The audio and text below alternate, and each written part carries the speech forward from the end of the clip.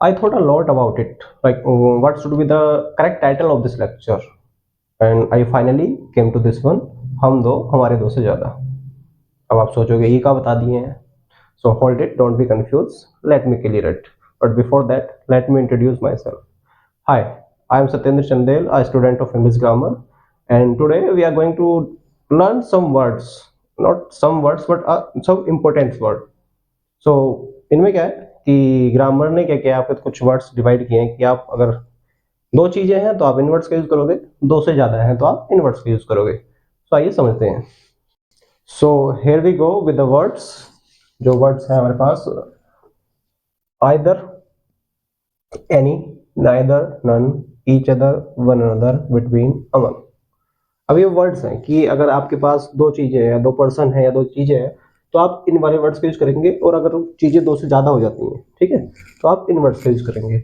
इसके साथ मैंने इसका एग्जाम्पल लिख दिए है ताकि हमारा टाइम वेस्ट ना हो. ठीक है, थोड़ा मतलब देख लेते हैं. आइदर का मतलब होता है दोनों में से कोई एक. एनी का मतलब होता है कोई भी. ठीक है. नाइदर का मतलब दोनों में से कोई नहीं. नन का मतलब कोई नहीं. ईच अदर, वन अनदर एक दूसरे की बात करते हैं. बिटवीन, एमंग ये भी बीच की बात करते हैं. ठीक है. आइए अब एग्जाम्पल देखते हैं कि आपके क्वेश्चन, मतलब एग्जाम में अगर क्वेश्चन फ्रेम होगा तो वो किस तरीके से होगा. आइए समझते हैं. देखो, ये वाला पार्ट दो के लिए और ये वाला पार्ट दो से ज्यादा के लिए. यानी कि हम दो, तो आप ये कर सकते हैं, और हमारे दो से ज्यादा, यानी कि दो से ज्यादा चीजें हो रही है. कहने का मतलब यही था कि आप इनवर्ट्स का यूज करेंगे. समझ. Both the books. अब बोथ का मतलब ही क्या होता है आपका, दो होता है. ठीक है, यहाँ पर मैंने थोड़ा इजी सेंटेंस दिए हैं ताकि आप अच्छे से समझ जाओ इनवर्ट्स का यूज. ठीक है, तो बोथ का मतलब क्या होता है, बुक्स, यानी कि जो बुक्स है वो दो है. ठीक है, आप समझते हैं.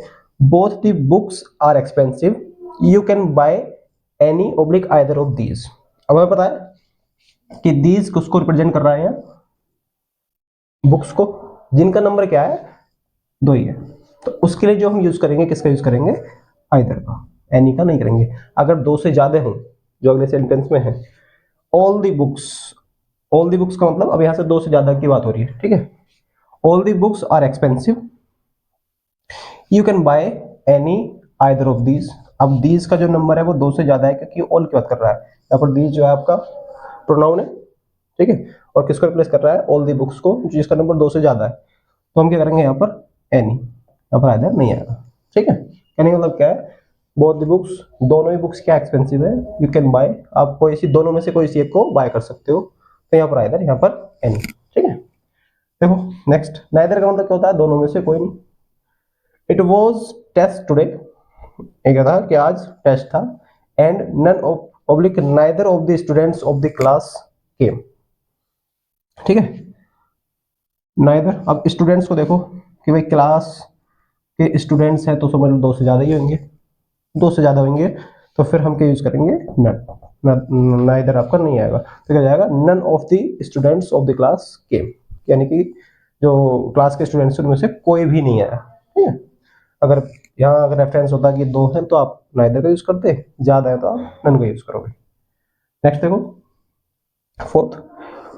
हाँ, both the companies share their products with each other oblique one another. अब ईच अदर, वन अनदर का मतलब क्या होता है, एक दूसरे का. तो बोथ आ रहा है यानी कि दो कंपनी है. शेयर देयर प्रोडक्ट्स विद, अब दो के लिए क्या था हमारा, ईच अदर, और दो से ज्यादा है तो उसके लिए वन अनदर. दो है तो क्या जाएगा हमारा, ईच अदर. वन अनदर नहीं आएगा, यानी कि जो दोनों कंपनीज हैं वो एक दूसरे के साथ अपने प्रोडक्ट शेयर करती हैं. यहाँ पर क्या लिखा है फिर से, ऑल द कंपनीज, मतलब कंपनीज ज्यादा है. सेम सेंटेंस है, सेम मीनिंग है. शेयर देयर प्रोडक्ट्स विद, अब यहाँ पर ज्यादा है तो ईच अदर नहीं आएगा, क्या आएगा आपका, वन अनदर. क्लियर. नेक्स्ट देख लो.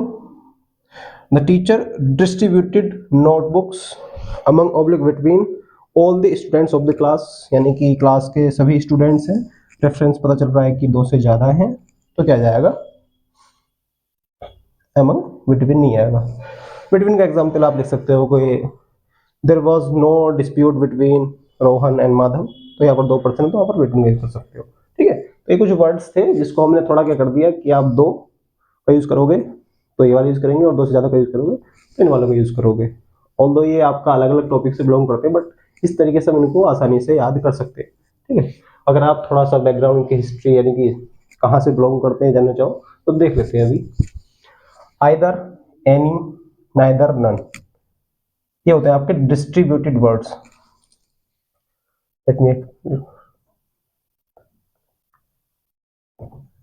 डिस्ट्रीब्यूटिव वर्ड्स, यानी कि इनको हम क्या बोलते हैं, डिस्ट्रीब्यूटिव वर्ड्स बोलते हैं, डिस्ट्रीब्यूट करते हैं आपका चीजों को। अब ये दो तरीके होते हैं, या तो होगा ये एडजेक्टिव या होगा ये प्रोनाउन। ठीक है, ऑल्दो ये अलग टॉपिक है अपने आप में। रेफरेंस अगर आप थोड़ा सा देखना चाहो तो ये डिस्ट्रीब्यूटिव वर्ड्स होंगे। ठीक है, एडजेक्टिव अगर इनके तुरंत बाद आपको नाउन देखने को मिल रहा है तो ये एडजेक्टिव की तरफ करेंगे, और इनके बाद क्या मिलेगा आपको, ऑफ द वाला स्ट्रक्चर आता है कि ये वर्ड है आपके, उसके बाद ऑफ, फिर कोई डिटरमाइनर आ जाएगा, फिर नाउन, जैसा आप यहाँ देख रहे हो। कहाँ पर है हमारा, हाँ ये वाला स्ट्रक्चर, ऑफ आया, द आया, फिर नाउन आ गया। ठीक है, तो ऐसे में क्या है, ये प्रोनाउन है। अगर इनके तुरंत बाद नाउन आ जाएगा तो ये एडजेक्टिव है। आपका जो नन है वो एडजेक्टिव नहीं होता है, ध्यान रखेंगे। चलो और देखो, each other, one another. Each other, one another का मतलब क्या कहता है, एक दूसरे की बात करते हैं, इनको हम बोलते हैं रेसिप्रोकल प्रोनाउन। रेसिप्रोकल प्रोनाउन, ये रेसिप्रोकल प्रोनाउन यानी कि प्रोनाउन का पार्ट है ये, वो आपका एडजेक्टिव एंड प्रोनाउन का पार्ट है। बिटवीन, अमंग, ये आपका प्रीपोजिशन है।